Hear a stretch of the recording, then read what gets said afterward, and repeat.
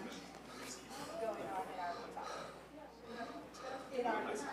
and when I tell you watch it, it's like you're staying in a house, a room where you might dress up like Freddy Krueger and Halloween and like Michael Myers and Jason, and if you made eye contact with them, then you're wrong about what they were.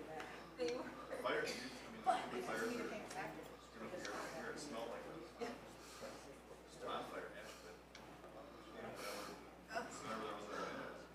There's a bubble up front.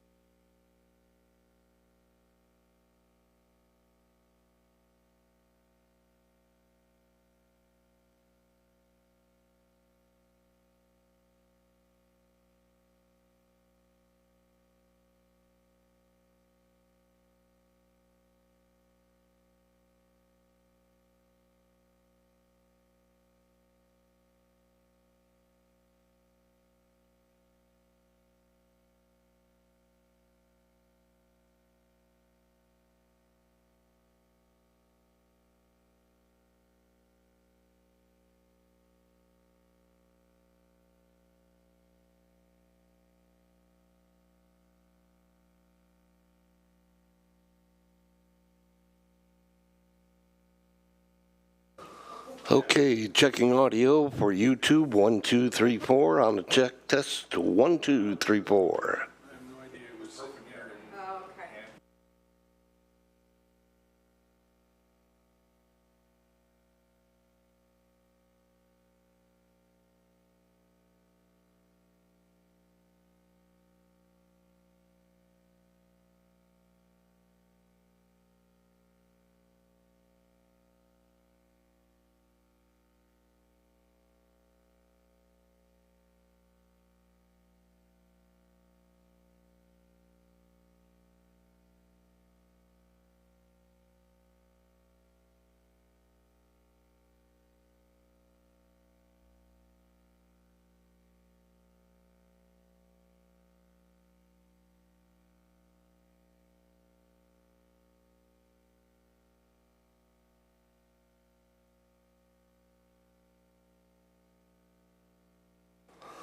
On a check test, 1, 2, 3, 4. Hey, hey.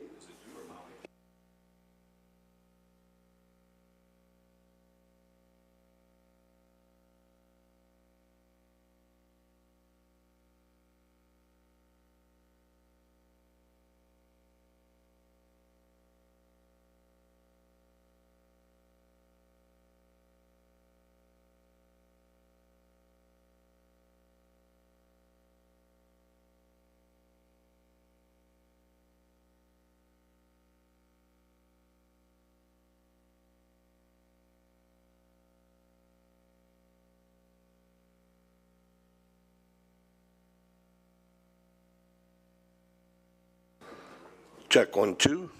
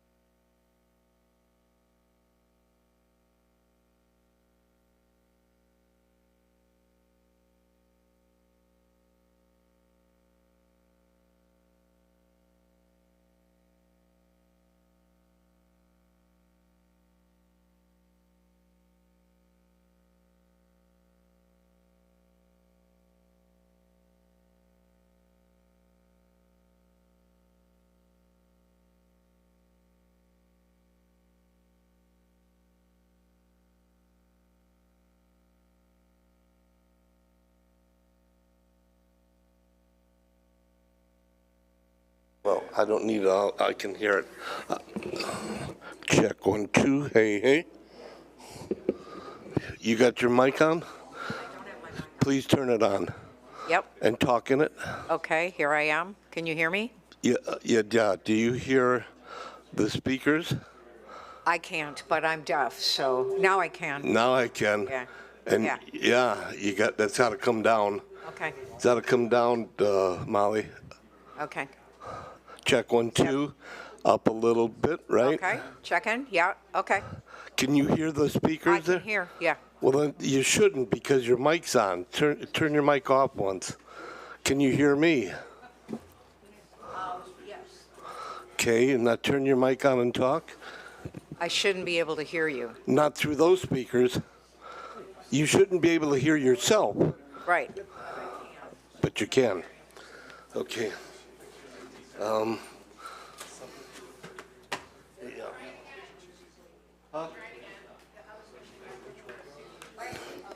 Hey. I'm still hearing it, unless I'm hearing Noah's. 1, 2, 1, 2. Hey. Oh, it's just going through the other ones now. You're hearing me, right, Jackie? Yes. Okay, turn your mic on and would you talk? Okay. 1, 2, 3. Okay. No. I can't feel, yes, I can feel it vibrating, yes.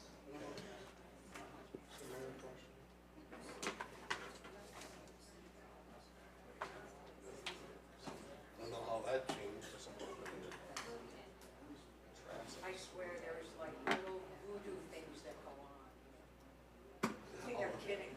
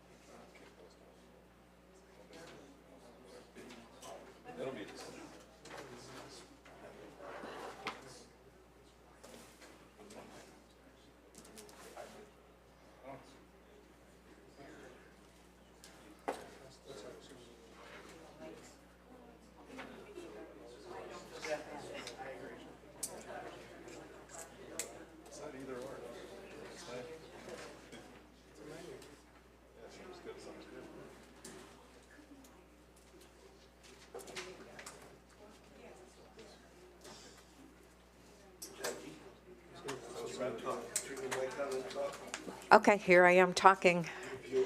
No, I cannot feel it. That's what we wanted Oh, there. now I can feel it. Oh, yeah, because I got my mic on. Yeah. Right.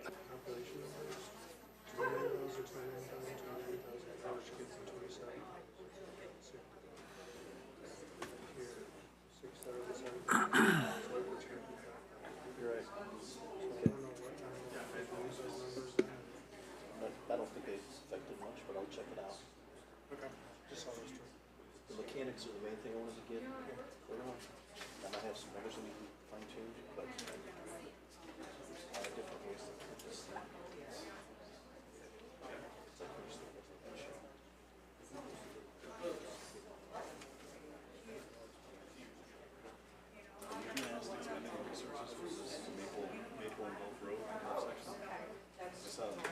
Did you read the thing that Jackie sent out for your constituents?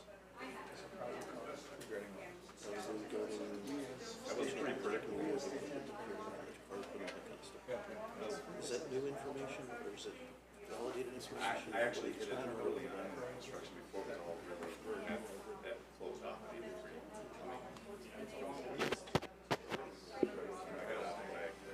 I guess a quick trip it took. I don't know if it's something that has already come through here before I got on council. I'm okay. How about you? Okay. Have a good weekend? So I don't know if it's. Council here. Yeah, and I have never yet walked over to where it is to see, firsthand if it's understand what the is about. I understand the possible argument, and obviously I haven't, not really in a position.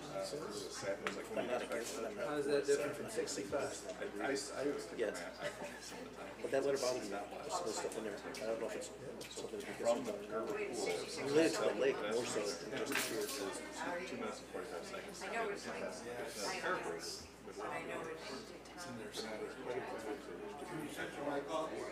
Yeah.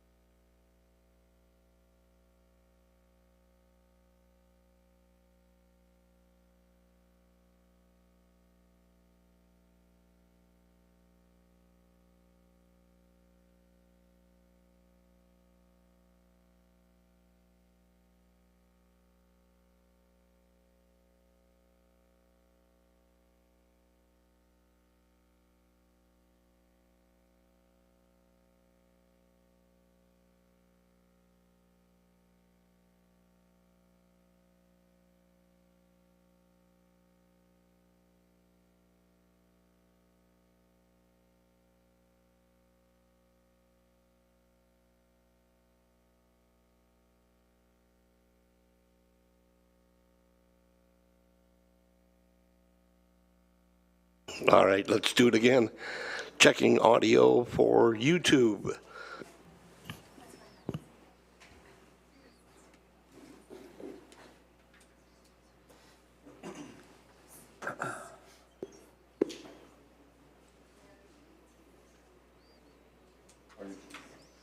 You wanted to roll call us, Mike, or what are you doing?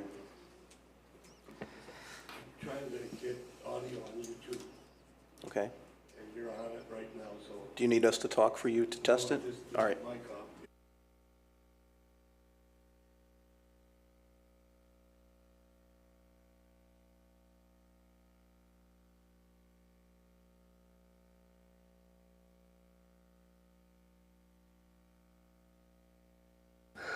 Checking audio for YouTube on a test 1, 2, 3, 4. Hey, hey.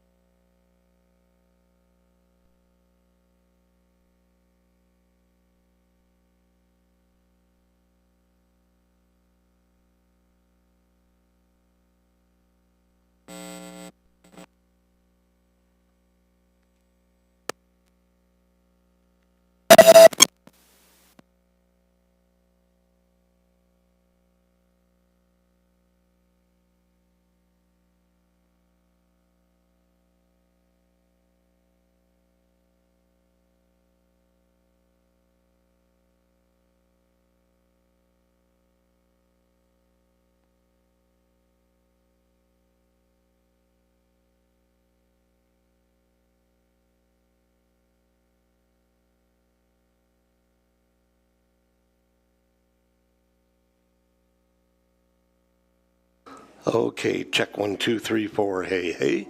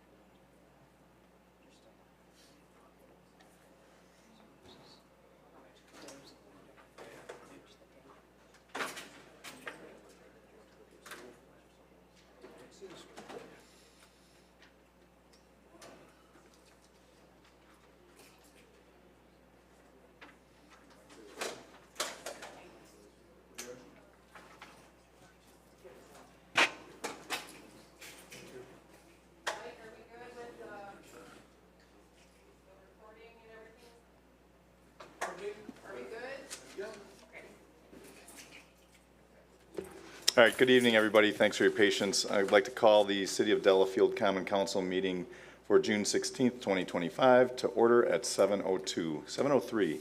Please join me in the Pledge of Allegiance. Pledge allegiance to the flag of the United States of America and to the republic for which it stands, one nation under God, indivisible, with liberty and justice for all. All right, roll call, please, Molly. Sure thing. Alderperson Henry. Here. Alderperson Schaefer. Here. Alderperson Valdy. Here. Alderperson Wilkin. Here. Alderperson Grimmer. Here. Alderperson Price. Here. Alderperson Laughlin. Here. Mayor Eicher. Present. Administrator Hafner. Here. Thank you. So item 4, minutes, looking for motions on the minutes from May 5th, 2025 regular meeting. I'll move to approve the minutes of our May 5th regular meeting. Second. Any discussion? All in favor, say aye. Aye. Opposed, say nay. I apologize. Who Abstention. had that second? No abstentions? Okay, minutes are passed. Minutes from May 19th, 2025 regular meeting. I'll move to approve the minutes of our May 19th regular meeting. Second. Any discussion or changes? All in favor, say aye. Aye. Opposed, say nay. Abstentions? Okay, minutes for May 19th are approved. Item 5, so looking for City of Delafield citizens' comments on anything on or off the agenda. Yes, Mary.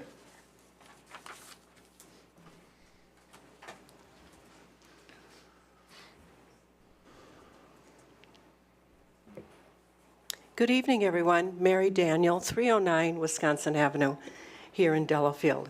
This evening, I'd like to talk a little bit about your item number 13, which is convened to close session Lake Country Fire and Rescue intermunicipal agreement.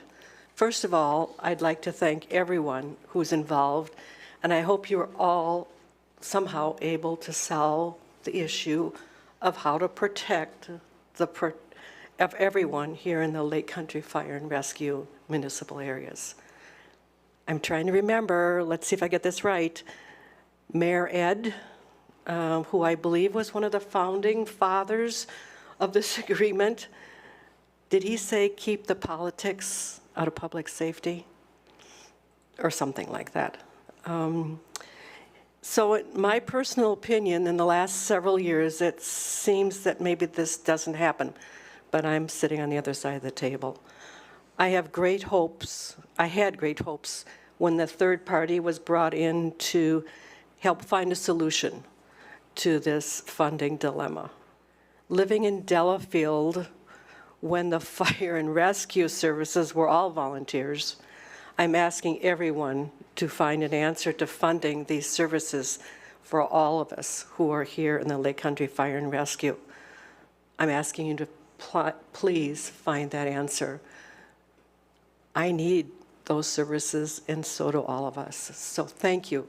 It's a lot of time, a lot of meetings, a lot of hours. So thank you. Thank you, Mary. Thanks, Mary. Is there anyone else who wishes to speak on citizens' comments? You just press the horizontal bar at the bottom of the mic and the green light turns on, and then give me your name and address, please. All right. I'm Linda Davis. I live at 3280 Hillside Drive here in Delafield. And I'm here tonight as a resident to thank you so much for the opportunity to speak on behalf of the 148 people who reside in the Hillside Senior Living Apartments, many of whom are avid walkers. Some have walkers and scooters, but still use the sidewalks and crosswalks for their daily walks for exercise, shopping at Walmart, and going to the movies. There have been so many occasions when people are caught in the existing crosswalk with cars not stopping for them to cross Hillside.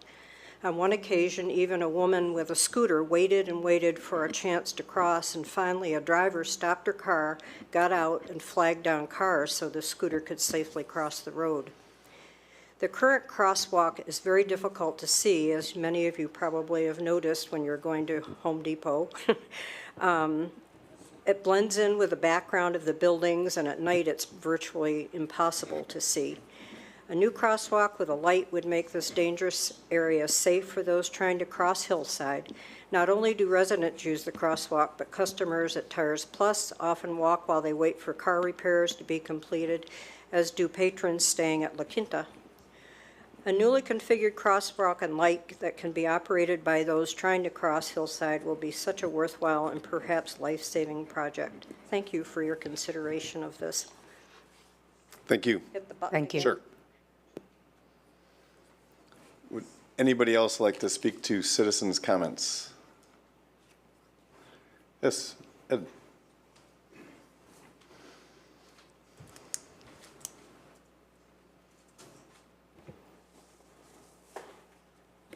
Good evening. My name is Edward Kranick, Kranick. I reside at N34 W29637 North Shore Drive in the town of Delafield. I'm the town of Delafield town chair. I'm here this evening because I believe it's time to put public safety, specifically fire and EMF, above politics and resolve the staffing challenges at Lake Country Fire and Rescue, because the brownout situation is not getting better. It's actually getting worse. The town station 31 was closed this last weekend and was closed 18 days in the month of May for 42% of the time. And this is putting public safety of all 7 LCFR communities in jeopardy, and it's especially exacerbated with the 83 construction. The requested updates to the IMA in exchange for the requested funding formula change is pretty simple. There's a formal commitment that the staffing plan gets implemented to properly staff the LCFR stations that ends the practice of brownouts. Secondly, the governance structure of the fire board is updated so that they can do their business and do something as simple as approve meeting minutes. It's time for this body to stop putting politics above public safety and be transparent with not only the citizens of the city of Delafield, but the citizens of the 6 other partner communities. Because you either support the men and women of LCFR or you don't. And it would be great to know where each member of this body stands tonight on the record in a public meeting. Thank you. Thank you. Thanks, Ed. Would anybody else like to speak to anything on or off the agenda as part of citizens' comments? Okay, seeing none, citizens' comments are now closed. Move on to the consent agenda. I move to approve the consent agenda. Second. All in favor, say aye. Aye. Opposed, say nay. Abstentions? Okay, our consent agenda is approved. So let's see here. Is there anything where someone would be involved? No. All right, so boards, committees, and commission reports. 7A, licenses.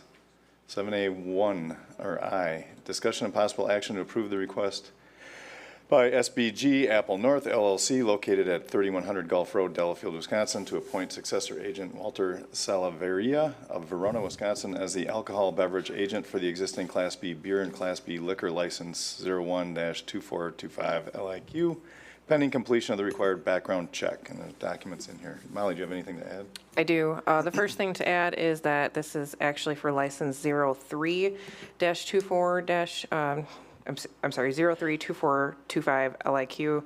That is the license for the remainder of the 2024-2025 year, which they still have active through July 1st. So that is just strictly for this license.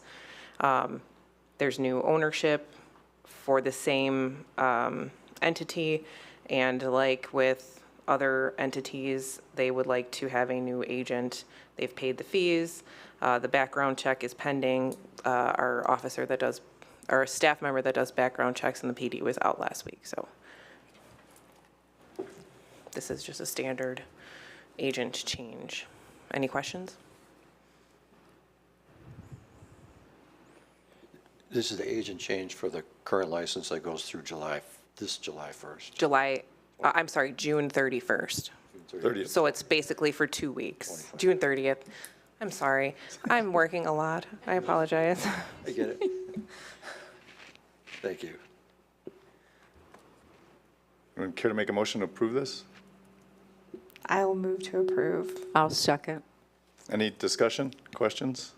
All in favor, say aye. Aye. Opposed, say nay, or abstentions? Okay, so that new agent has been approved, pending the background check. Item 7A2, discussion and possible action of the approval of granting the 2025-2026 alcohol beverage retail licenses renewals with issuance pending any remaining background checks and debt clearance. So there's documents in there for that as well. So again, this is for all licenses with the exception of the Applebee's license, which we are considering separately this evening. All of the other folks have their licenses in order. A few background checks still pending again because Lynn was out, and I'm always collecting paperwork. I have to verify with Amy a little bit closer to that granting of the license to make sure that all debts are paid. Double check with wholesalers that there's no outstanding wholesaler debt. So just a few items to get in order before we formally issue the licenses, but we should grant them pending any other concerns from the council. I'll move to approve the list of 2025-26 alcohol beverage retail licenses, renewals, pending remaining background checks and debt clearances. I'll second. Any discussion, questions? Okay, all those in favor say aye. Aye. Opposed, say nay, or abstentions? Okay, so that slate has been approved. And if you happen to be here for item 7A3, we're going to be taking this up a little bit out of order because we're going to have our city attorney here make sure we're covering all the bases. So it's going to just be about 20 minutes before she's here. So we'll go on to 7B, Plan Commission. Alderman Grimmer. Thank you. We have one item on our agenda today, specifically text amendment changes to our zoning ordinance, specifically B5 office and research, commercial district permitted uses. In the Plan Commission's infinite wisdom, they voted unanimously to remove 2 principal permitted uses for the aforementioned B5 office, specifically removing automobile parking lots and sales offices or servicing headquarters as inconsistent with the intent. I will make a motion to approve ordinance number 841, an ordinance to amend the text of Chapter 52 zoning ordinance of the municipal code, period. I'll second. Any discussion or questions? Okay, all those in favor say aye. Aye. Aye. Opposed, say nay. Abstentions? Okay, that ordinance has been updated. Anything else for Plan Commission? No, nothing else. Next meeting, end of the month, Wednesday. All right. C, Lake Welfare Committee, Alderman Price. Yes, we met last Wednesday, several discussions. Some of the longer ones were on the impervious surface, which we've discussed at this meeting as well. I sent that back to Plan Commission. We set the agenda for the lake awareness meeting, which is just about ready to go in early September. We had a very lengthy discussion on the pier in St. John's Bay. After a long discussion, we had a vote to approve or disapprove it again, and it passed on a 7-2 vote. Basically assuring that from the issues that were brought up earlier in the year were resolved per the DNR. So we hope they are correct on that. That was it. Okay, thanks, Paul. Park and Rec Commission, Tree Board, Alderman Schaefer. No meeting, no report. Our next meeting is a week from tonight. Okay, Public Works Committee, Alderperson Wilkin. Sorry, here we go. We met last month in our normal time. The significant piece of business that we have in front of us tonight is the change order to the 2025 Street Improvement Program contract with Wolf Paving. You see the attachment in the agenda. Basically, we approved $10,000 in the 2025 capital budget last fall for the addition of push-button activated flashing signal system at Hillside. And when we got the quotes back, the quote for that system was under $10,000. But when the traffic staff reviewed the situation, they found that the overall area was not the way it should be, and they recommended significant changes, including the movement of that crosswalk. As a result, after some significant work with the contractor, current cost proposal to add this work to the street improvement program is an additional $27,000. As Tom noted in his memo, when we approved the street improvement program back in March, it was $84,000 under what we had allocated in budget. And so our request here is that we add this project to the overall street improvement program, which would still leave it about $57,000 under budget. So with that, I move that we add the Hillside Crosswalk project to the 2025 street improvement program contract with Wolf Paving at an additional cost of $27,540.50. I'll second that. Is there any questions or comments? All those in favor say aye. Aye. Aye. Opposed, say nay. Or abstentions? Okay, well, let's move forward and get a crosswalk. Okay, anything else for Public Works, Dirk? That's all. Thank you, Mayor. All right, Delhart Commission. I don't know if I reported it early in June, but we had a meeting in May, and we did elect officers again. Irv Sadowski's the treasurer secretary, or secretary. Dave Lamrand is the vice chair. I remain as the chair. We also went through and had a good presentation on the audit and the audit results, and those were all favorable and no surprises. So that's what I have to vote our report for Delhart. Police Commission. No meeting, no report.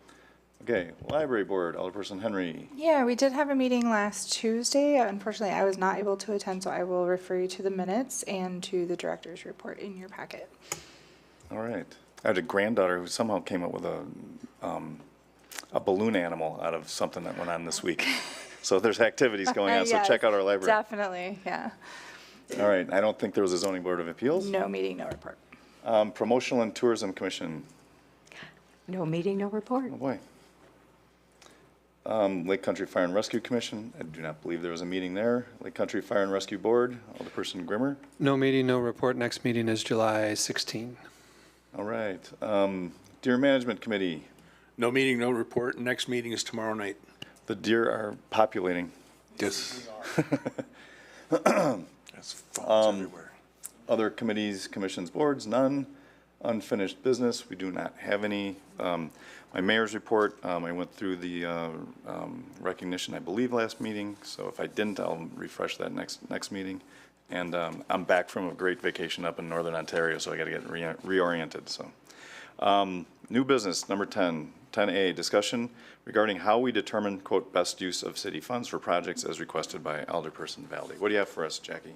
Actually, what I'd like to propose is that we, maybe a person or two would like to join me in discussing what we think should be the touchstones. Often what I have seen in 12 years on the Common Council is projects come up and then there might be a debate about whether or not this makes sense, but it's often a personal opinion, but we haven't actually thought about these are taxpayer dollars. Does it make sense to put it here? What, and what would be, let's say, 5 to 10 factors that we use to consider what makes a good use of public funds. It sort of makes it a little bit more meeting a standard, sort of like a grade, like a performance grade. Sorry, retired teacher here.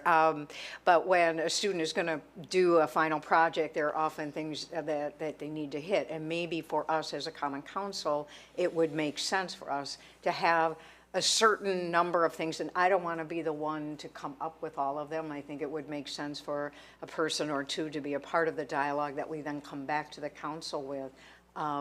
I'm a philosopher at heart, and I think a lot of times we don't think about the metacognition of something. We get caught in the minutia of something. So to just look at a bigger picture and determine, as a Common Council, we have this money, and does it make sense to spend it on, the parks, or is it something out front, or whatever it is? But just what are the 5 main ideas or tenets that we want to utilize in order to then present it to the council or go to Lake Welfare or Parks and Rec or somewhere. Just put a little more meat on the bones. Sometimes things come to council and they feel like it was an idea, and I have them all the time. And is it the best idea? We have had some great ones that have come from constituents. For instance, down at Liberty Park, and you know, those things had a nexus inside the population and maybe invite that dialogue. So really, that's what I wanted, to just sort of bring it out and then come back to the council, maybe with some ideas if anyone wants to be a co-conspirator. I'd be happy to participate in that.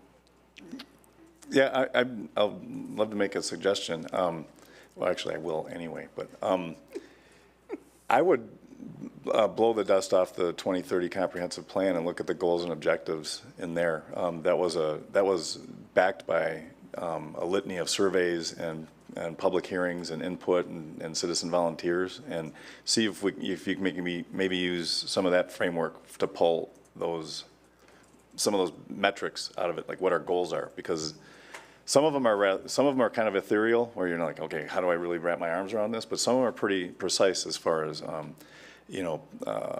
access to, or pedestrian access to downtown, and public safety, or the beauty of how we maintain the lake and other things like that. I did a survey with my constituents. I did a Every Door Direct with a QR code link to the survey, and I love Google Forms. I just do. But I've gotten some great responses from people. I'm waiting about another week before I shut it down to collect data, but the ideas and the response from people has been really positive and thoughtful, and some things we know and some things we don't. But that's sort of where my head went and why I brought this up. I think, doing that citywide might be a good thing, and starting with that 2030, that's what I'm thinking. I think the 2030 is a great place to start. I would also add the Economic Development Committee that you were a part of, right? 3-4 years ago, a poll on development. Mm-hmm. And so many of the good ideas and sometimes bad ideas come from, are related to development. So I think that's a great place to start as well. Thank you. It's a good idea. Thanks, Jackie. All right. Anyone else have anything else to add to that? I'll bring it up again, see how to follow up on To be this. continued. What I can do is look at those things and then come back with some ideas. Sounds good. All right. Item 10B. Alderperson Schaefer, consideration of whether the city's wake boat safety guidelines should continue to be voluntary, if they should become a requirement as a part of the municipal code as requested by Alderperson Schaefer. Do you have something to introduce for us here? Sure, yeah, a little background. Lake Welfare Committee put together some guidelines. We did post them at the 2 boat launches. At this point, they are, I think we officially have to call them voluntary guidelines. In fact, at the county launch, they insisted they required us to add wording to that effect, that attention wakeboarders, please note the following safety guidelines. Since there's not only welfare of the lake, but safety of the lake users involved, I hate to see it continue as purely voluntary. I think 90% of the people are using the lake responsibly. I don't think the other 10% are going to be swayed by a voluntary guideline. I think we need something with some teeth in it, something that could be enforceable, whether it's these guidelines or something slightly different. I think we'd have to look at exactly what that would be, but I'd like to request that that we work something up that could be put into the municipal code, whether that starts with Lake Welfare or a different group. It's a perfect spot for it to come from, Paul. What has Lake Welfare done on this? In our discussion at the last meeting, we discussed about the rules, and we also discussed about what would be going into the quarterly paper, the newsletter, whatever it was. And we thought we would write a little stronger letter this time for the quarterly letter, saying, again, these are voluntary, but unless we get good compliance by the general public, we'll have no choice but to come back later with some written rules. So basically saying, okay, try and cooperate with everybody, or you'll find black and white rules. So we'll just see if there's any impact on that. We're going to watch it very, very closely over the summer. Interesting enough, this summer with the Highway 83, the detours and stuff, lake access seems to be down significantly. We've been on the lake every Saturday and Sunday, and there's been very little traffic. Most of them have been lake, with the wakeboards, but it has been down. So I'm not sure if that's going to keep going or not, but that's the only good thing that's come out of that construction. Well, for some people, not for the people that aren't using the lake. That's right. They want to. Has Lake Welfare done anything? Has anybody? I'm sure people are following it because this is a hot topic nationwide, and I know legislators are struggling with it everywhere, and people are putting on rules and they're getting sued and they're backing off of them.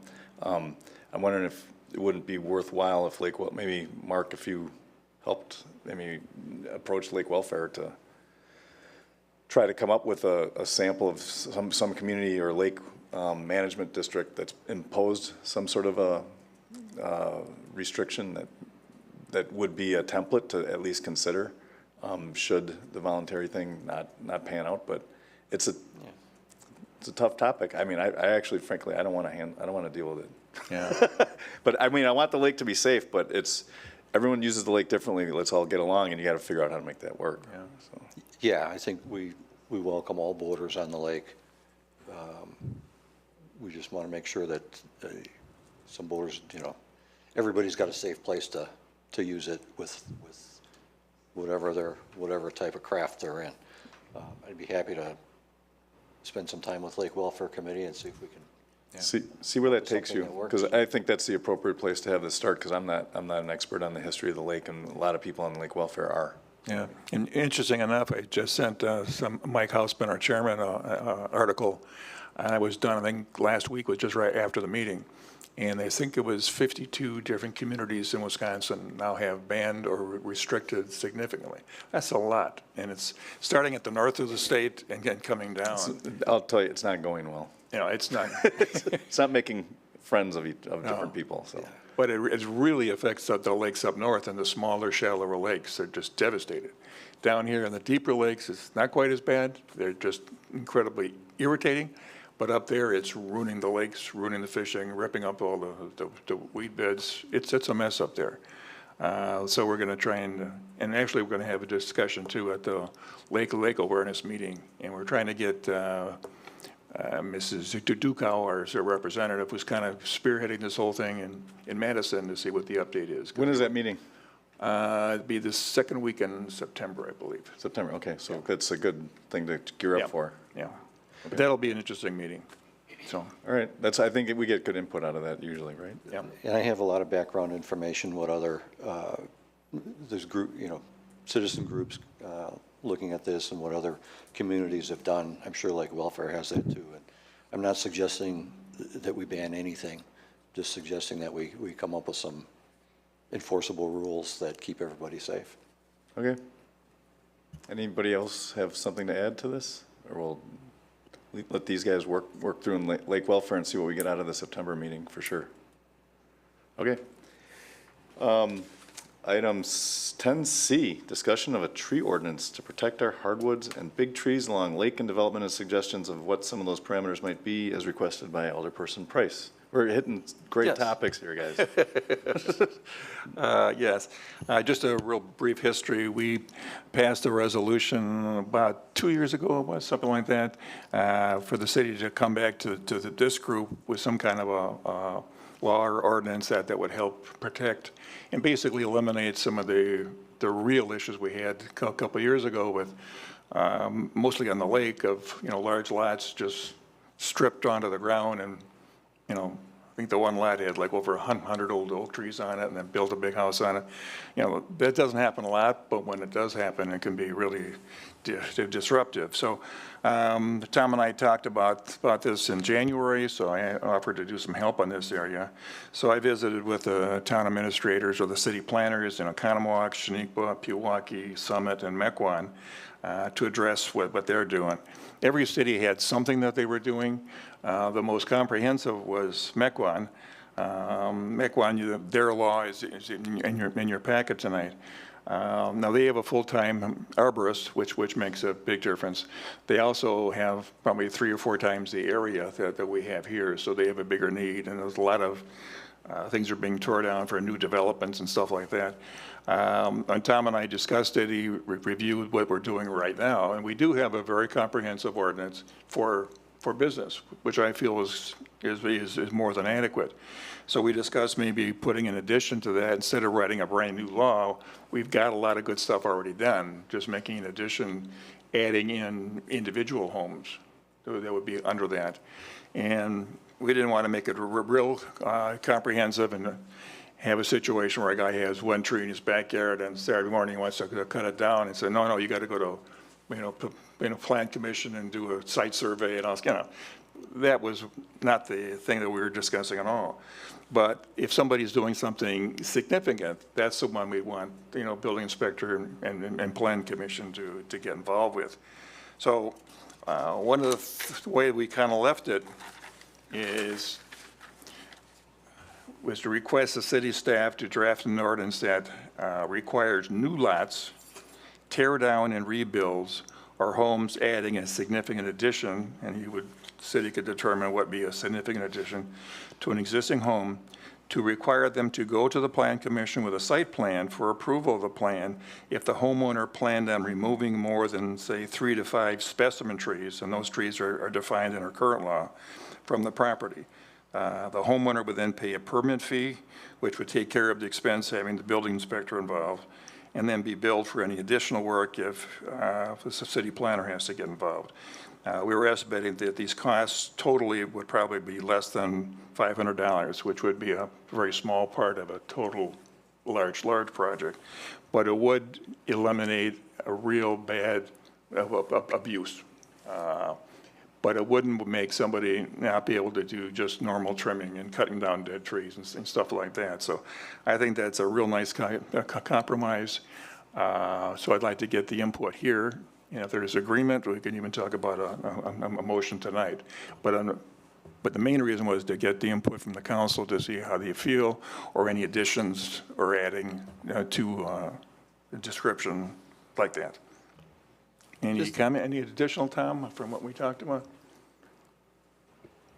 No, when you mentioned that cost, I think that's what we talked about, that on average what Amy's bill might be, and then we talked about maybe the permit would be $250, maybe something like that, so maybe $750 for average single-family construction and as far as costs. And then we did discuss at least that we wouldn't make it applicable to existing residential properties where there is no construction happening or something like that. Right. So just for my clarification and understanding, this would, by tying it to the permitting process, this would prohibit someone from clear cutting their frontage and then just paying the DNR fine? No? The way Paul and I discussed it, that they would still be able to clear cut, but that the city would have a mitigation cost in the code where they would either have to plant the equivalent of what they took down or pay a per inch diameter type of mitigation cost that would go into the city's tree fund. Yeah. And what other cities are doing, or if they would see it's a situation that they just we can't stop them. They're fining $200 a foot. $200 an inch across the tree. So on a large oak tree, that could be a couple $1,000s for one tree. And if you're doing multiple trees, it could be a very, very large amount. You can't totally stop it, but at least it would make people think hard and try and find a way of maybe moving the house around to save as many trees as possible. Okay. So. I have a question. Is there, I liked the Mequon, of course you knew I would, policies. Is there a practice or a suggestion that people, if they take a tree down, that they plant a tree rather than anything else? You know, like the mitigation or clear cutting. I think education for, you know, for folks to understand the role that a tree plays. It's not just something pretty, or I've had people in my neighborhood clear cut their lot because the trees were messy. That's a frightening statement because messy, and anyway, I won't give you the lecture. But anyway, I just think, do we have an encouragement, or is that part of what you're thinking?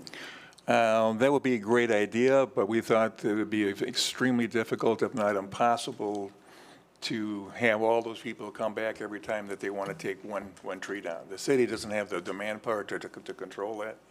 So this way, it would only be involved on the larger projects where the city inspector would be already there. So we could have a good control on the large projects, and the small ones.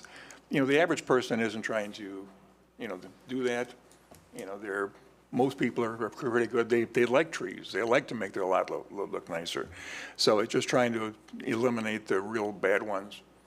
And if we can, you know, there's not that many, but sometimes when it happens, it's really bad. So we'd like to try something just to eliminate those really bad situations. A number of years ago on Common Council, we brought someone who's an expert on this named Kurt Keelish, and he did a little dog and pony show talking about the value that trees add to municipal. It's quite significant, and it might not be a bad idea to call him back. Yeah, we were also talking too about passing this and then putting in a 6-month waiting period or something to communicate to everybody in the area. And maybe even find a way of retroactively doing it so somebody doesn't, decide, do it on Monday and then on Tuesday, hey, I'm going to build something, it's just. So Paul, this would be for new construction or reconstruction? Right, either a new construction, a tear down and rebuild, or a major add to a building. Okay, yeah, I could see that.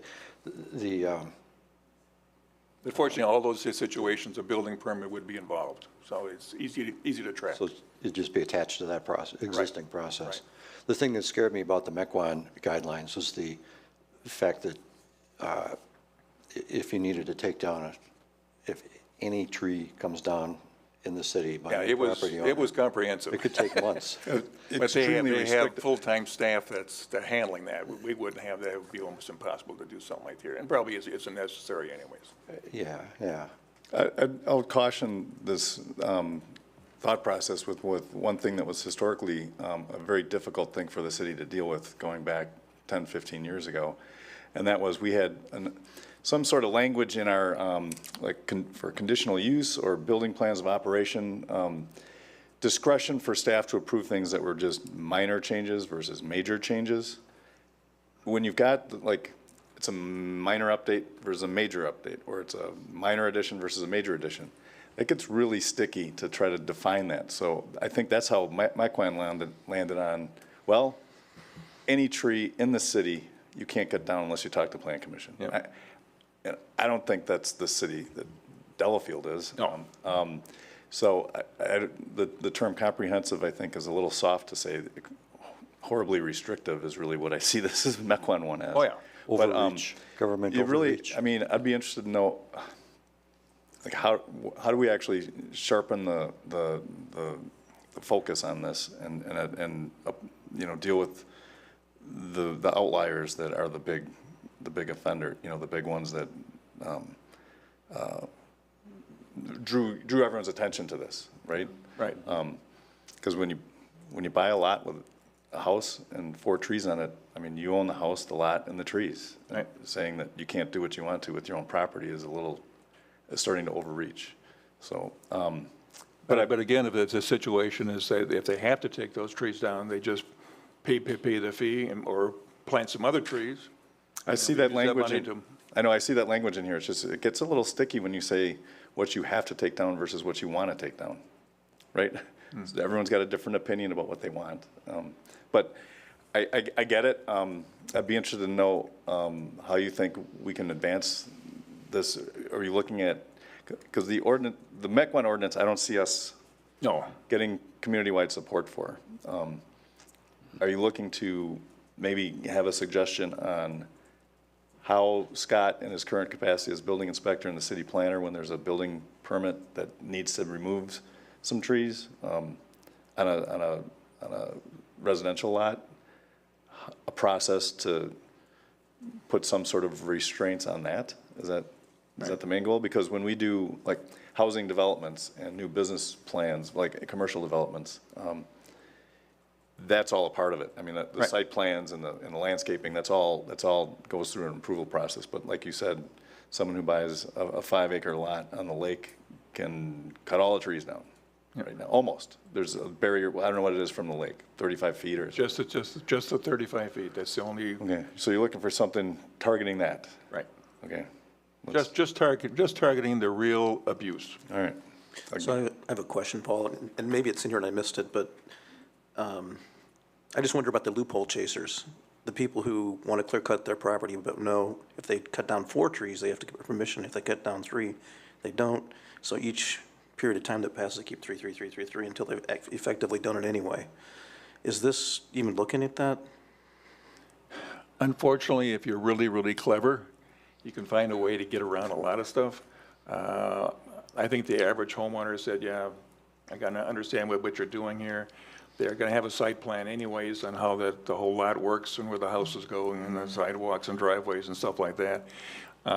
Many of them have extensive landscaping plans. So just to formulate all that stuff into it, on the site plan, take it to the plan commission, and they'll look at it real quickly. It shouldn't be an issue, but it just would eliminate somebody just really abusing. And there were so many people on the lake upset a couple of years ago when they did that. I never saw anything like it. I'm just trying to, and that happens all the time. You can't drive around the lake right now without a house being tore down and something else coming back up. So just to have something on the place, because we do it on businesses. We have a very comprehensive, like St. John's, all our stuff, not to have to continue to the individual house. Doesn't make any sense to me. Why would you do all these and then stop for these? Either do it or you don't do it. But we don't want to make it so comprehensive like MEC 1. That was kind of, you can go this way or you can do something reasonable. That's what. Well, let's target reasonable. Yeah, would you be interested in following up with, we can bring this up at an upcoming staff meeting. I'll talk this week to staff and see what they think a good next step would be. Okay. And get back in touch with you. And anyone else, more feedback is welcome. I'll see where that takes us. Okay, that's fine. As long as we're not handcuffing property owners from routine maintenance. If we change the ordinance, it that goes wouldn't through. affect it at all. Like we change an ordinance, it goes through this group. I think MEC 1 handcuffs people from routine maintenance. Right, that's why they're not does. doing I that. cut That's down a what couple we're of not trees, asking for and I did the math. Yeah. MEC 1 would have forced me to spend $40,000 on replacements for what I cut down in my front yard. Well, you can just write a check for 20. And you gotta trust me, it was necessary to cut down those trees. And I only have 17 left in my front yard, so, or is it 24? Anyway, they're this big. But again, So, for what you don't just wanna- did would not be affected at all. Because you're not building a brand new house. You're not tearing your house down. Yeah. Any routine maintenance would not be affected by what we're talking about here. And I think people doing routine maintenance on existing property that they live in, They're free to do whatever they want. they're not gonna buzz cut something. We'll look it up. We'll look into it. But, again, when you put something down in words and make it a law, it sometimes can mean something you didn't want it to mean. So your reasonableness might not come across in an ordinance, so we'll have to be careful, so. Yeah, okay. And just one more quick item too. I know the property that, everybody was kind of shocked about, and I was too. If you compare the 2020 to 2024 aerial view of that property, they basically just cleared the footprint of the house and the driveway and the garage. That's all they did. That's how big the house is. Yeah. So, we don't want to tell people you just spent $1 million on a property that you can't build on, but give them some something up front so they understand what they're getting into before they do this. Yep. All right. We good? We're good. All right, item 10D, discussion and possible action regarding resolution 2025-05, a resolution amending the 2024 budget. Tom, what do we got? That would be me.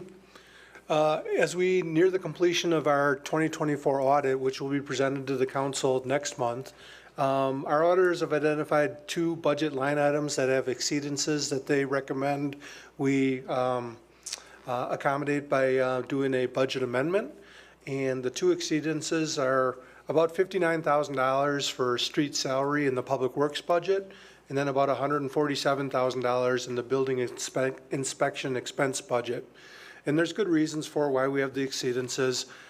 With the public works salary, that gets allocated to 6 different divisions of public works.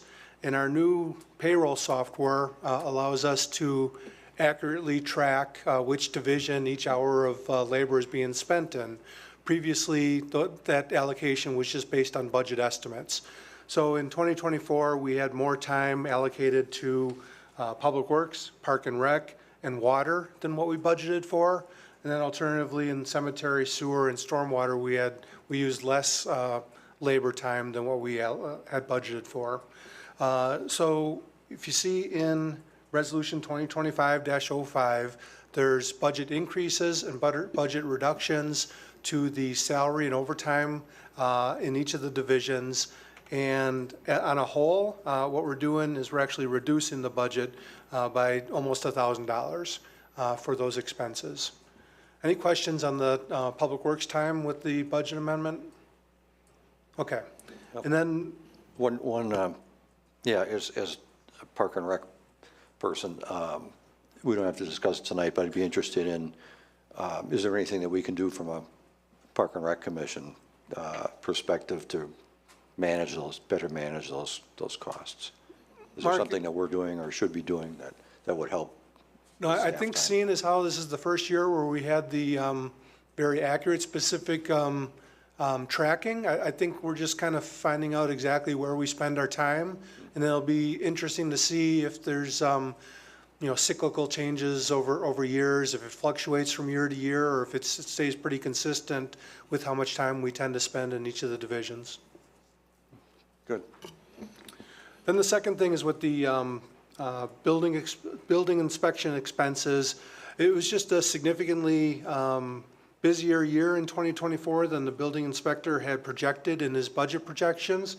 And so when what we do is our building inspector is compensated by, he receives 75% of the permit fees. So every dollar of permit fees that come in, he receives 75 cents, but it also benefits the city that our budget receives 25 cents.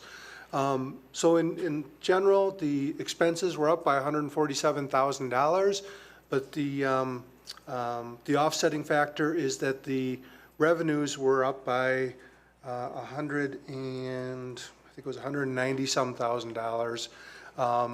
And then so all total, the net revenue in our budget was up by almost $52,000 when you look at the increased revenue and the increased expense. So as a whole, this is a positive budget amendment that puts us in a better light for how we finish for 2024. But our auditor did recommend that we reconcile those 2 line items so that we're not showing a significant budget exceedance with the expense. Any questions on that? No, but I'll move to approve resolution number 2025-05. Second. Okay, that's Danielle and Dirk. Could we have a roll call vote, please, Molly? Yep, sure thing. Alderperson Henry. Aye. Alderperson Schaefer. Aye. Alderperson Valley. Aye. Alderperson Wilkin. Aye. Alderperson Grimmer. Aye. Alderperson Price. Aye. Alderperson Laughlin. Aye. Great, motion passes. Anything else, Tom, on that? No, that's it. Okay, so right on time, our city attorney, Catherine Gudenkist, has joined us, and we've got a couple things for you. You ready? Do we want to do All right. vouchers real quick? What's that? Do you want to do vouchers real quick? We can start out with a motion to pass the voucher list if someone's interested in doing that. I move to approve voucher list. Second. Okay, any discussion? All in favor, say aye. Aye. Opposed, say nay. Aye. Abstentions? Okay, we're paying our bills. All right, now we'll go back. I have a sense some of you are here for this next topic. Thanks for being patient. So we have, find the right spot here. Item 7A3. So this is a hearing regarding the consideration of the application to renew Class B beer license and Class B liquor license for SBG Apple North 7 LLC due to the cessation of the business for more than 60 days per City of Delafield Municipal Code, Section 4.6, and pursuant to Wisconsin statutes 12510. So, and we've got some documentation in here. So I'm calling them up here to talk, or no? Yeah. Is the applicant here? Would you mind coming up, please?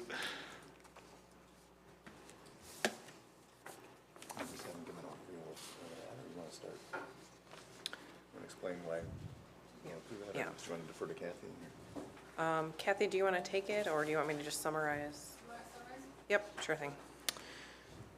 Okay, so quick summary, just a timeline. I provided this information in the memo in the packet. On March 25th, we received information from the chief of police that Applebee's had been evicted. On April 14th, I received an application for a liquor license from a third party. I reached out to that person and informed them that the business was not in operation. And I did ask them to provide status on the business at that time. I didn't hear back from them, but on April 30th, I did receive a visit from Walter Salaveria. I did discuss the items regarding the cessation of business, knowing that we were kind of getting along. We were at a month at that point, or close to 2 months. So we had some discussions. I provided information to that group. On June 5th, the business was still not operating, so we did send a letter to them letting them know that they were susceptible to Section 4-6 of the code. So, oh my gosh, my brain is not working. It's all good. I'm so sorry, you guys. Does everyone follow that? All right, that's really all I have. So we did send a letter, they requested the hearing, and that's kind of where we're at with Kathy, our attorney. You need to turn on your mic, bottom bar. Yep, there we go. There you go. Thanks, Kathy. Attorney Van Clunen has actually been handling this, but he's unavailable tonight. But I believe Molly is accurate. Applebee's has been vacant, and I see a gentleman at the table shaking his head in agreement. So I think the facts are something we all can agree upon. I think what's being requested of the city tonight is for the license to be renewed for that location. I don't want to speak for the applicant. And the Common Council has a couple alternatives. You can say, sure, we'll renew the license, or pursuant to our ordinance, after 60 days, you have the right to revoke the license. So that has a little bit more meat to it than we would probably get into this evening. But I think it would be good to know who's here from the applicant and hear what their position is. If you wouldn't mind, just turn on your microphones and then just introduce, if any of you are going to speak, just introduce all yourselves, please, with your name and address.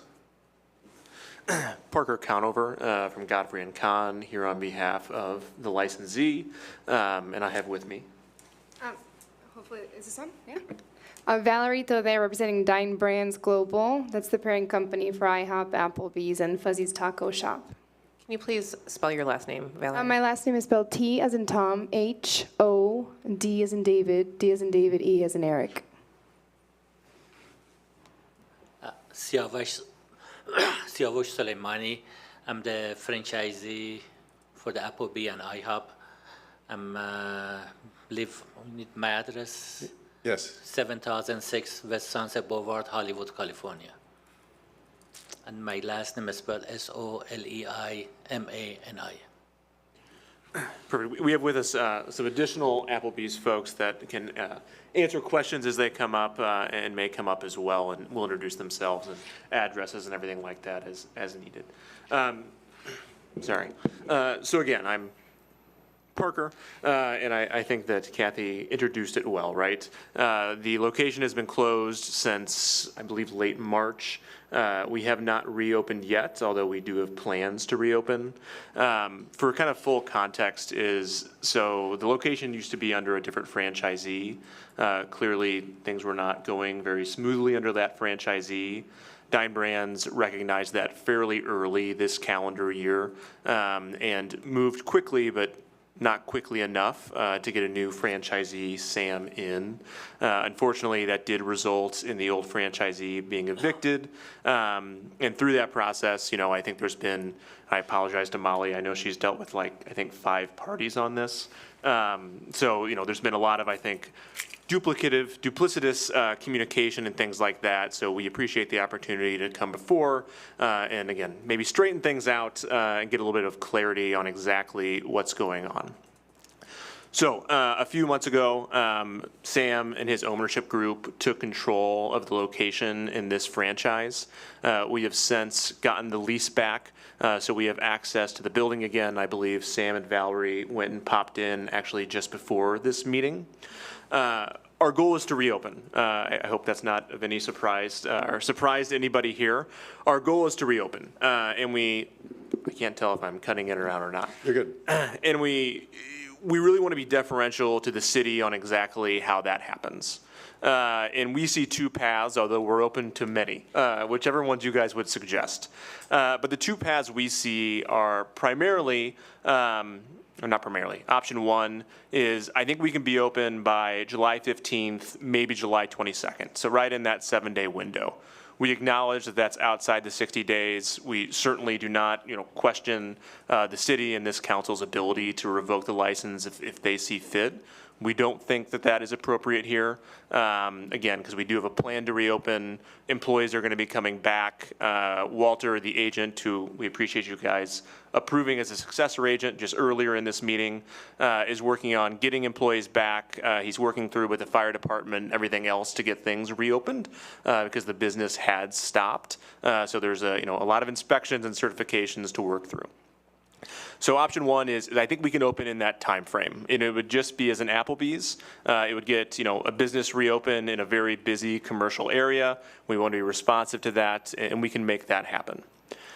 Option 2 would require a little bit more of a delay. So when Sam came in, he's been an IHOP franchisee actually since 2005, and also has Applebee's locations, a few more in Wisconsin as of late.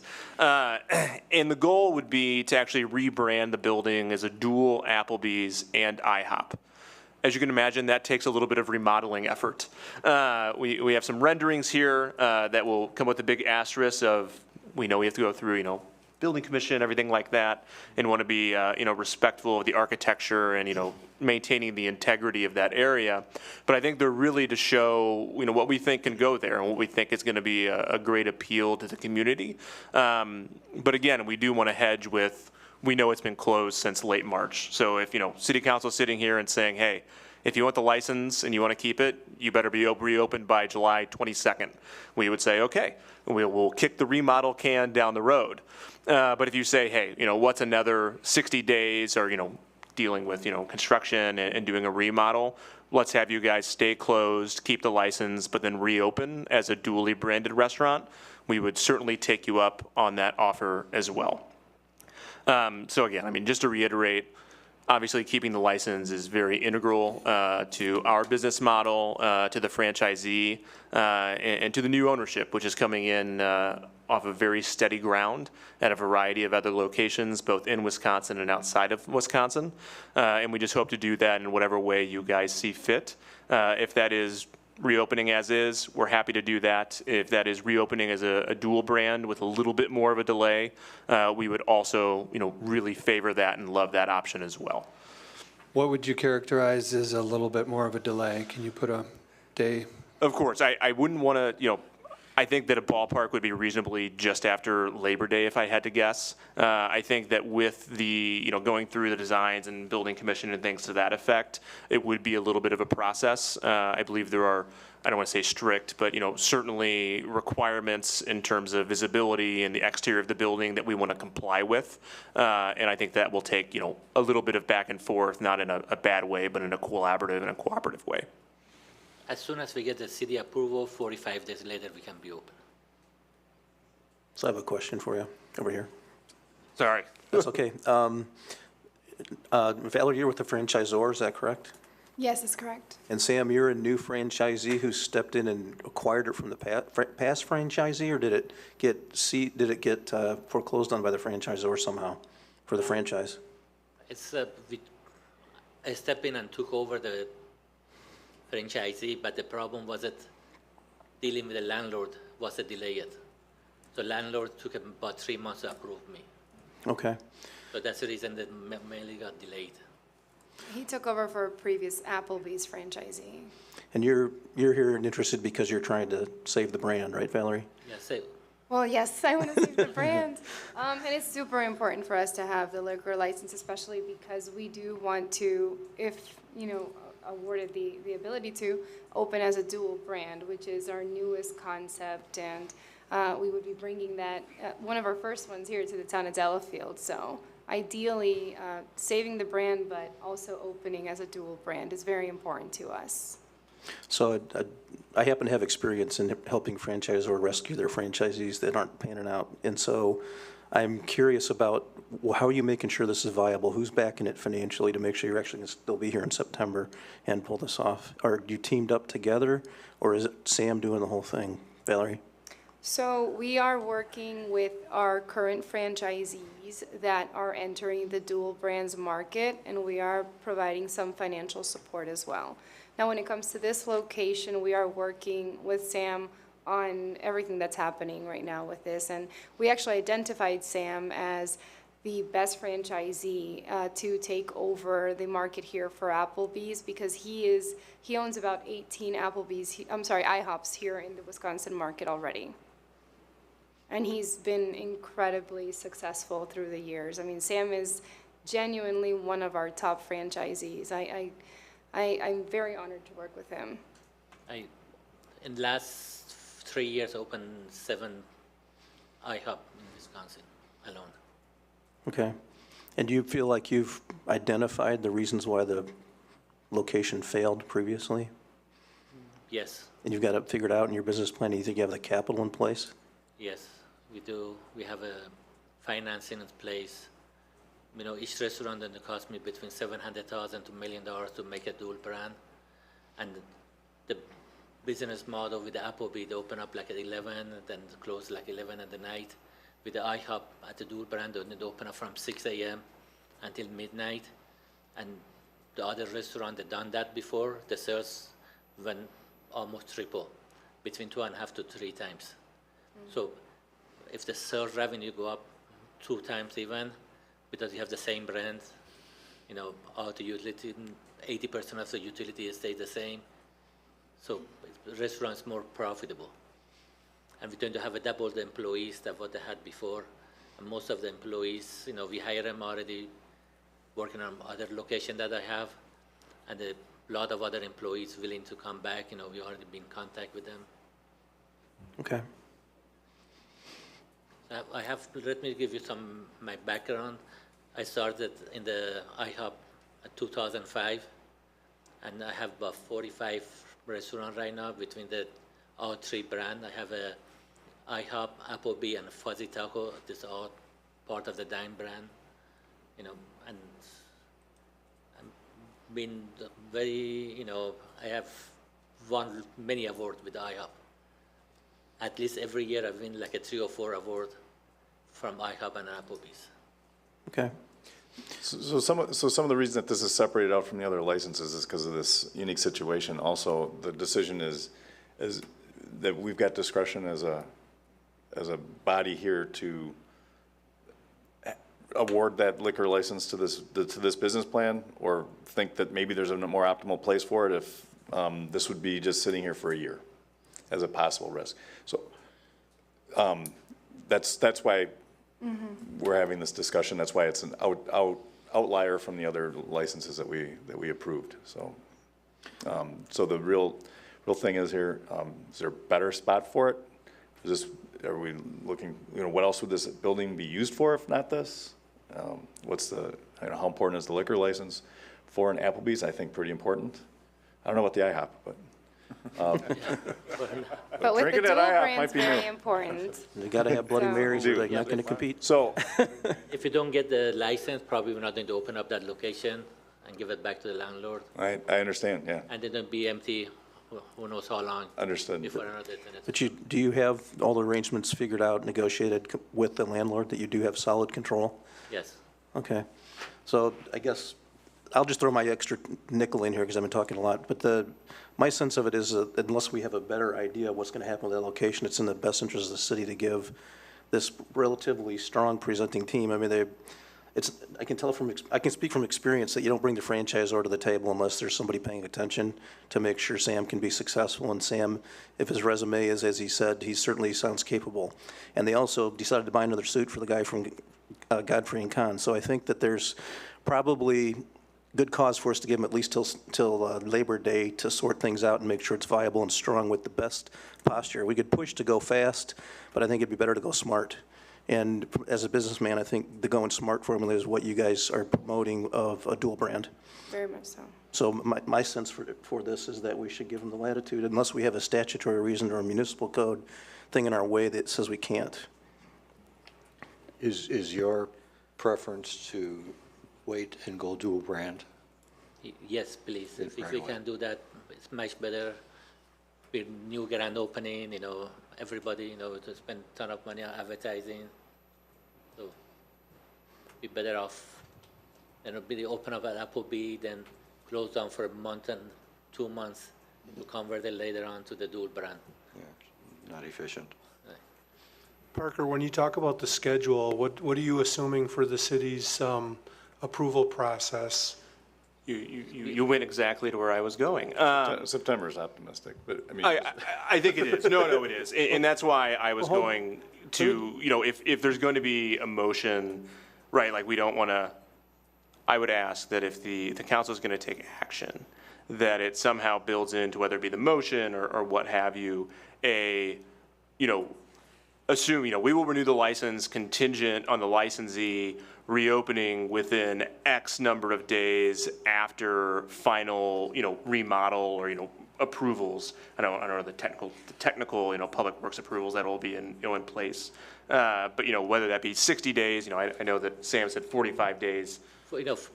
Our construction takes between 20 to 30 days, depending on the location. Then we need another 15 days for the training employees to get it open. Some city we went, I'm working on 15 locations to do a dual brand this year. Some city we went to and we got the approval from the city within days. And some cities I've been working on since April, right? Yeah. And it's still, 2 months and it's still, I think it's another month and a half to go. I'm not sure about the city of Delafield. How long you guys going to take to approve the plan? We can have the plan ready and submit to the city within next 2 weeks. Just let me talk about that a little bit. So if you can have a full application for Plan Commission by July 2nd, that's going to be a critical date, then you can be on the July 30th Plan Commission agenda. And I texted our planner. I'm not sure to answer the next question. I'm not sure if this needs to go to Common Council after Plan Commission. Tim, do you know, or Kathy? I don't know why it would. I don't think it needs to come back. I mean, it's part of the shops in Naguawaki, so I don't know if that's a conditional use. It'd almost be like a business operator change. Yeah. No, but this is remodel. Okay. Right? Yeah. So I was gonna say is if it does have to go to the Common Council, that Common Council doesn't happen until August 18th. Yeah. And so you don't have city approvals till then. So you're getting city approvals, either July 30th or August 18th. For planning, correct? And then we would have to go in for building permit? Correct, including, yeah. So then we would We want, don't need the building permits. Labor we Day, might, yeah. Labor Day sounding awfully optimistic to me. It felt optimistic. We're an optimistic bunch here. But yeah, I mean, I think that what we can say is that there's not going to be a delay on our end, of course. And we want to work obviously collaboratively in good faith with the city on getting everything in as quickly as possible. Based on what Sam said, I think that July 2nd, is that the date that I think that that's very doable. For us to get things moving on our end, so at least the ball's rolling then. So then, wherever that timeline puts us, I know the city would never be the delay, but I can assure you we will not be the delay.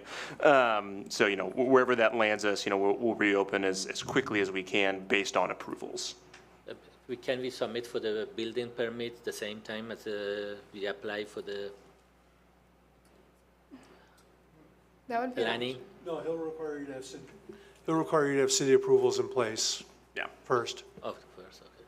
Yeah, And Tom, don't forget about our sign permit. correct.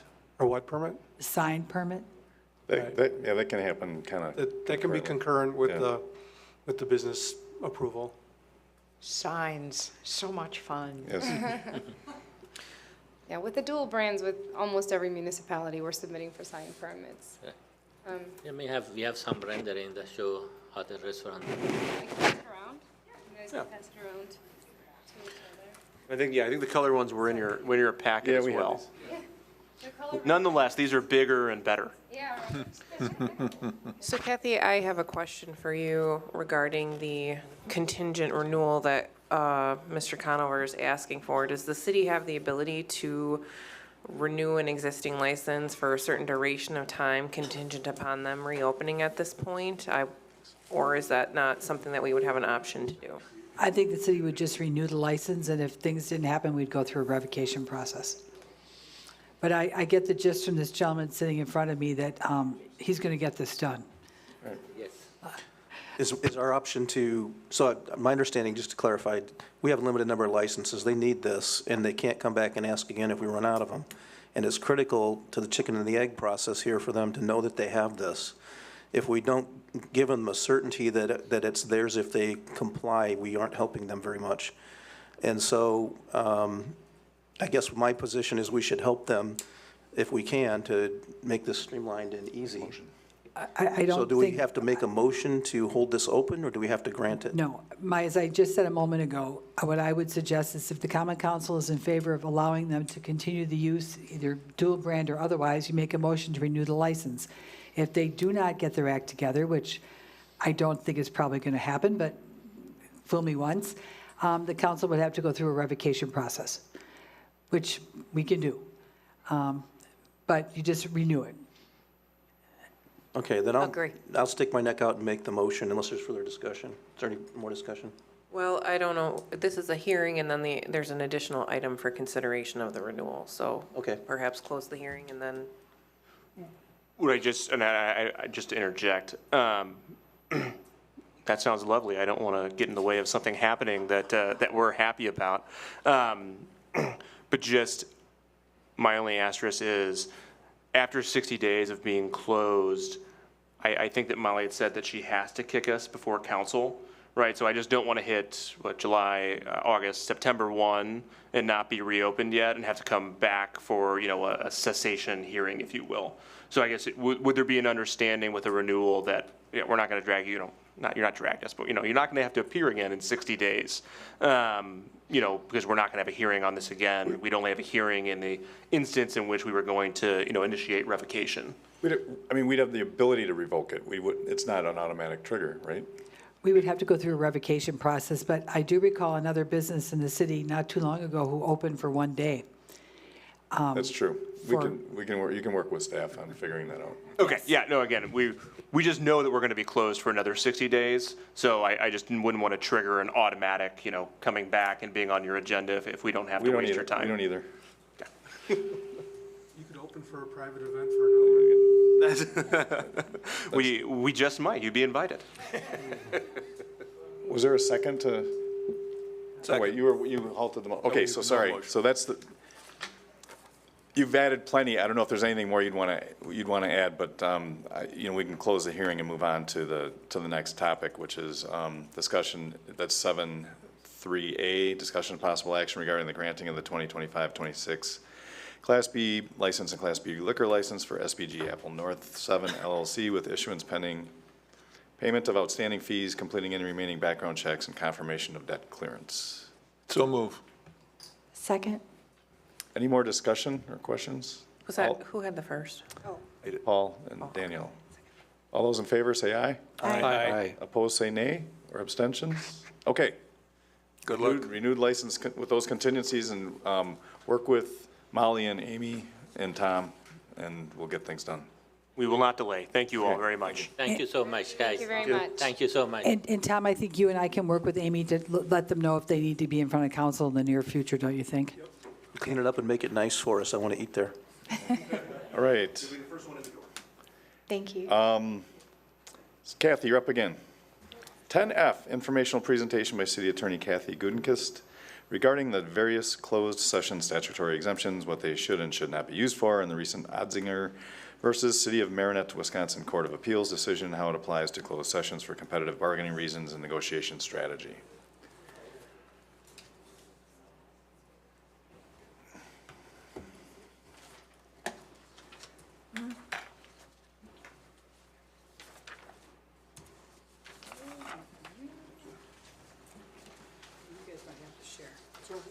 It works. You can share with Molly.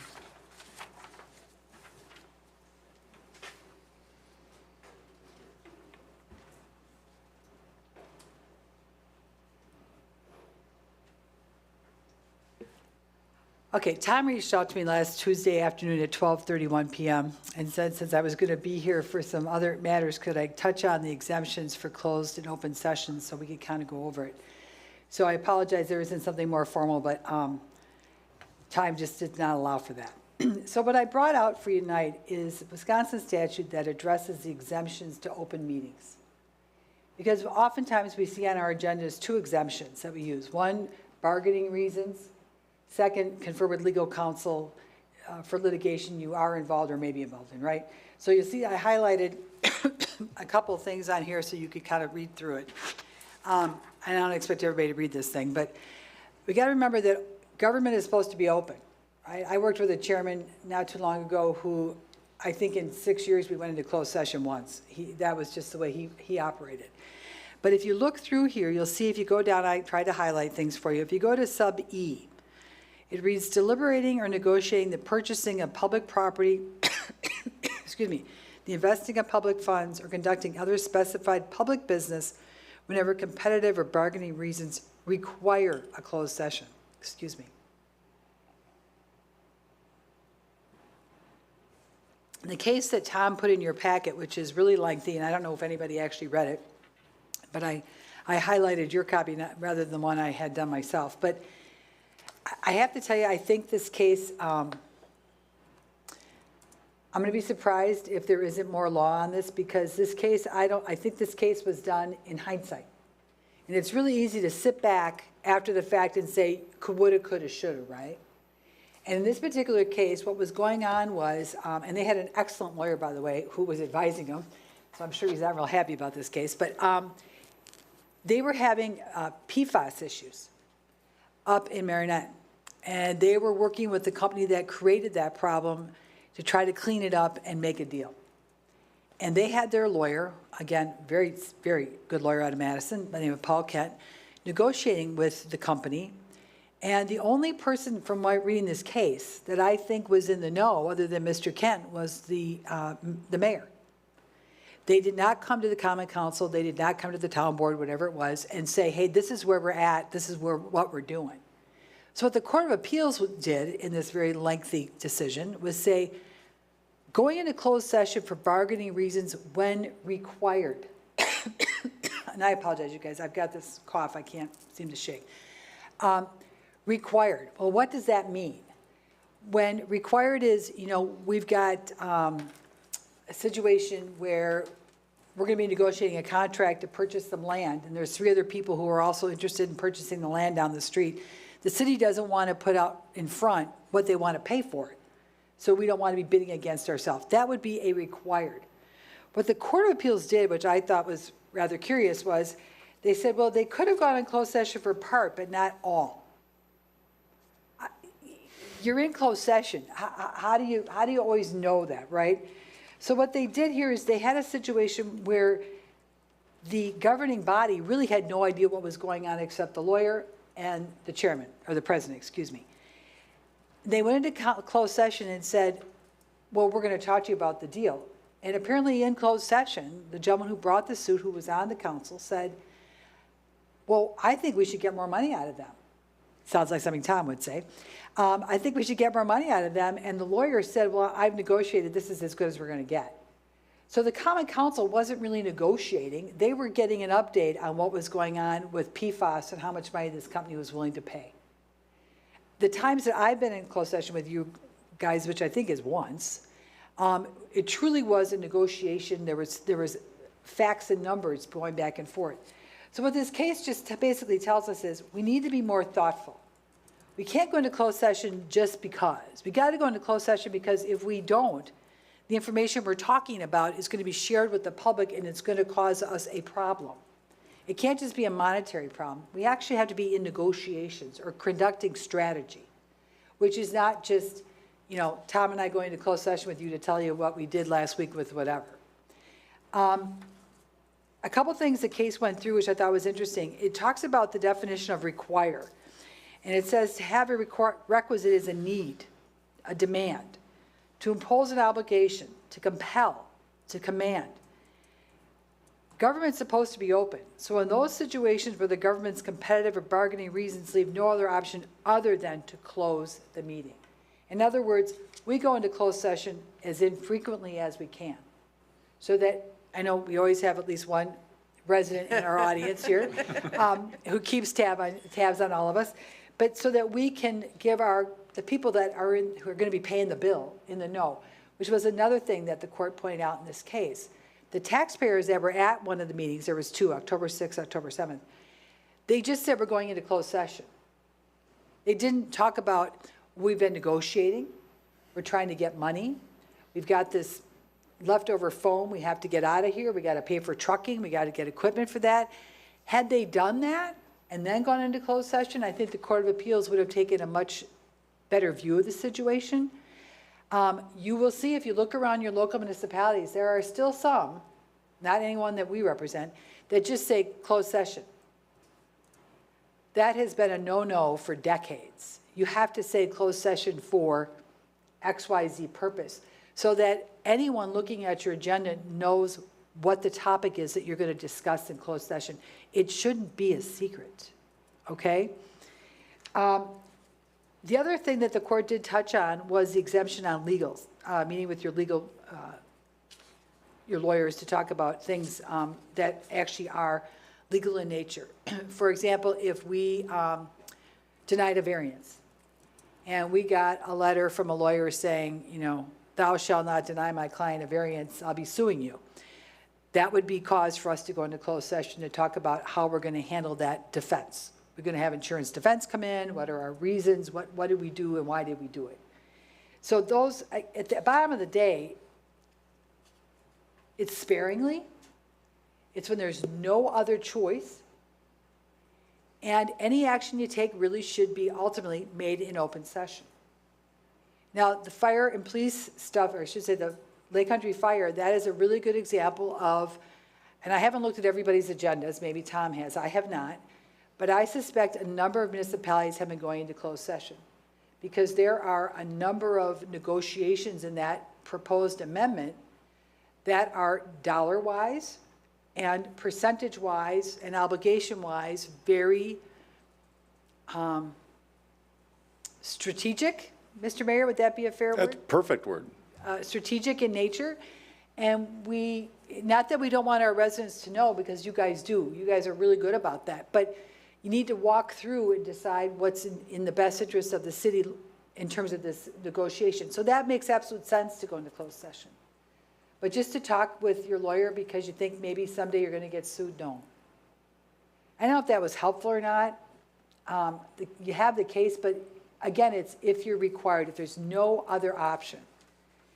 And how you're going to get in closed session and be able to say, okay, now we're done, we need to go back. I mean, this case I thought was weird. I think in hindsight, it was really easy to be critical. It's timely, Kathy, because we had this on our schedule a while back, and it's a part of a bigger schedule that we've got looking at the upcoming tentatively scheduled meetings with our other LCFR members.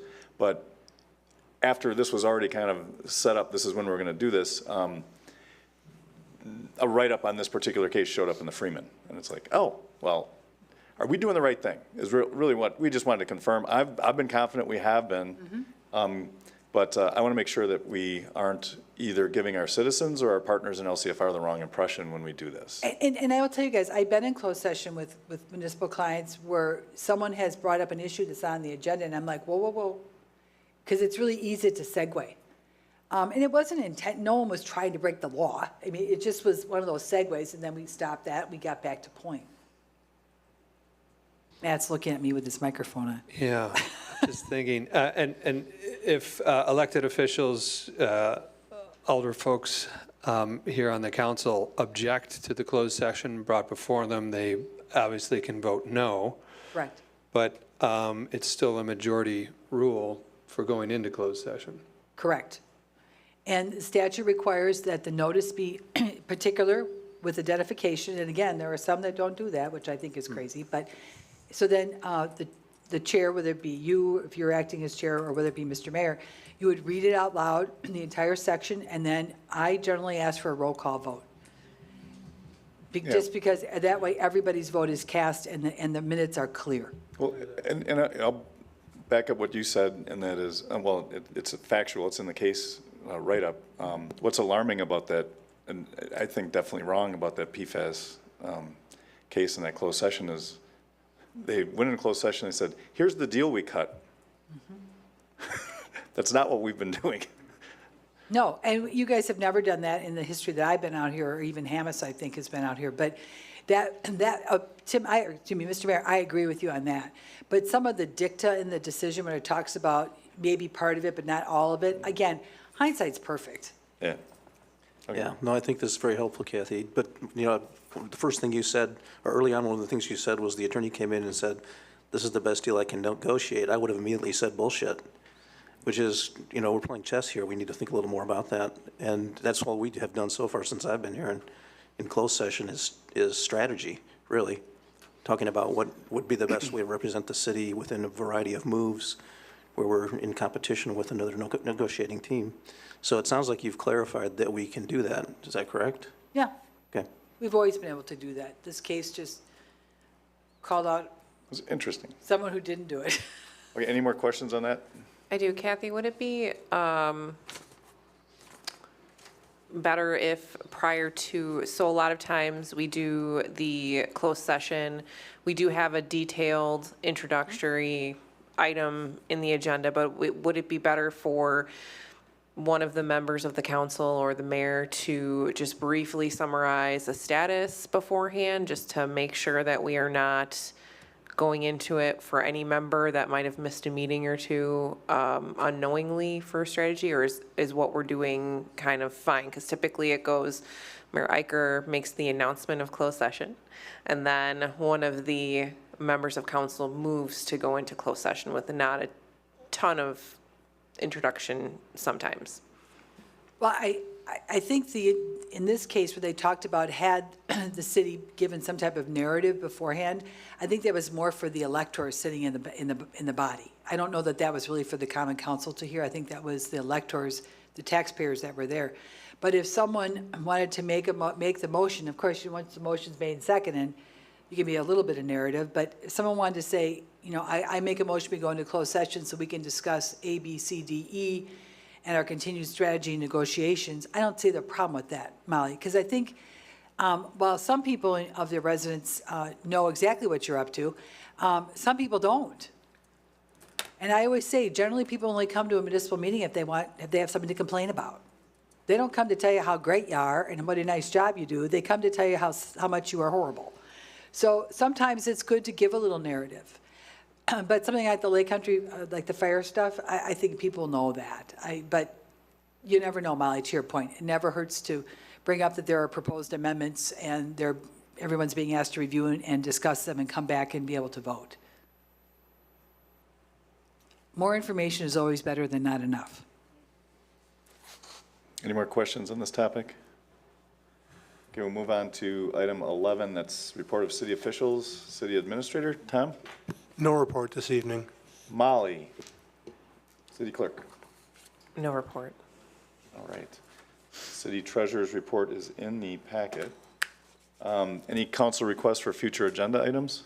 I think we've got a couple carryovers from this already, and if anything's come up, reach out to me, Tom, or Molly. All right, correspondence is in the packet. And then leading into this, again, I mean, we've just touched on it, but on item 13, a possible matter for closed session, again, this is, we're aware that there's ongoing updates to proposed changes to the LCFR IMA agreement, and there's been municipal leaders meetings where we've met to discuss it and thrown out possibilities and edits to the contract. Suggestion of those edits was emailed to all of us. I suggest that we put that in our minutes for this meeting. You see any problem with that, Tom? For the proposed contract update that we're going to be dealing with? Probably not. Yeah, okay. I just created one if there is.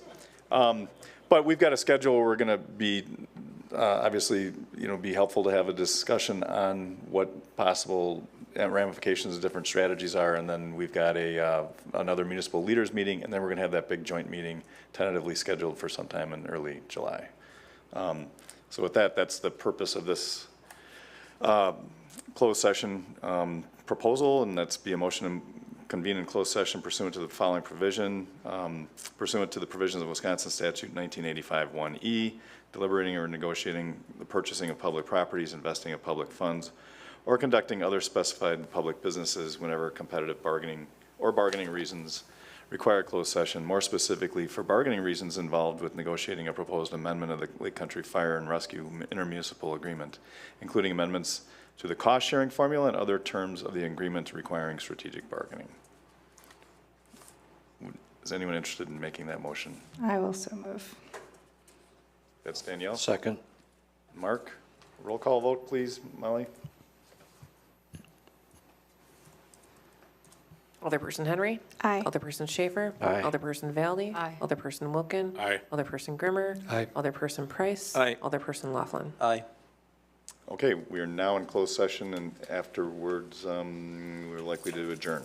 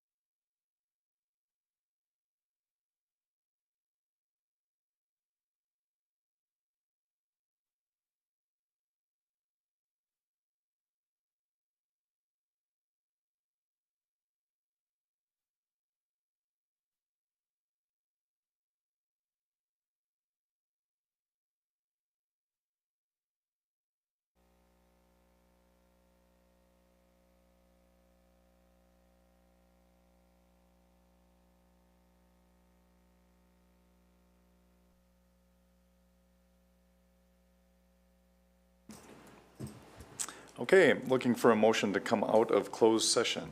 So moved. Danielle? Second? And Dirk. Okay, roll call vote, please, Molly. Henry. Aye. Schaefer. Aye. Bailey. Aye. Wilkin. Aye. Grimmer. Aye. Price. Aye. Laughlin. Aye. Okay, we're now in open session. Anybody care to make any comments or discuss anything?